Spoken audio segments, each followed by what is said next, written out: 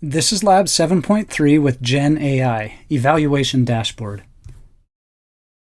The dataset that we're using for this lab contains a row for each emergency response by a fire crew. We want to use this data to create a dashboard so that we can evaluate the captain as well as the crew and how they perform on several different aspects of the emergency response. One of the most important parts of the response is the turnout seconds, which is the number of seconds it takes for the fire crew to leave the station once they get notified of the emergency. Let's see if we can have GenAI create a dashboard for us. I'm going to use ChatGPT-5, and I'm going to start by adding the data set. So I'll select the plus button, then add photos and files, then navigate to where the data set is located on my computer and select that. Let's now enter a message. I added a pretty detailed message describing the data set that I want it to use and how I want the dashboard to look, including the title and how I want it to work as well. So I indicated that I want filters on a left sidebar. I want some KPIs and a line chart and a summary table. So let's go ahead and run this and see what we get. Okay, it looks like it gave me code to run a dashboard in Python, and it's using the dashboard framework.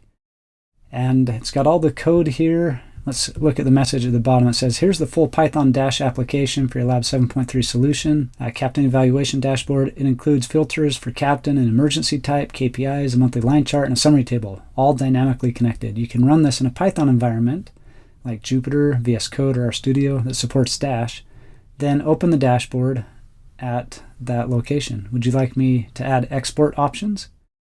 Before we do that, let's just click on this Run Code button and see how it works. Okay, it does not look like it was able to run in here. Let me just tell it that it didn't run and see if it can make it run here in ChatGPT.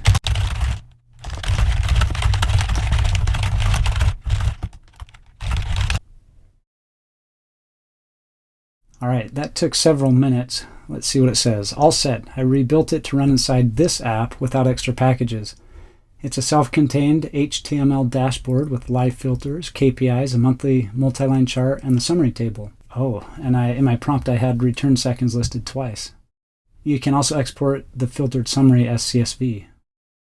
Let's go ahead and click this. All right, it downloaded the file. All right, I've got this dashboard here. It looks pretty good. Does it filter? Oh, it does. All right, it has the right title up there. Can I multi-select?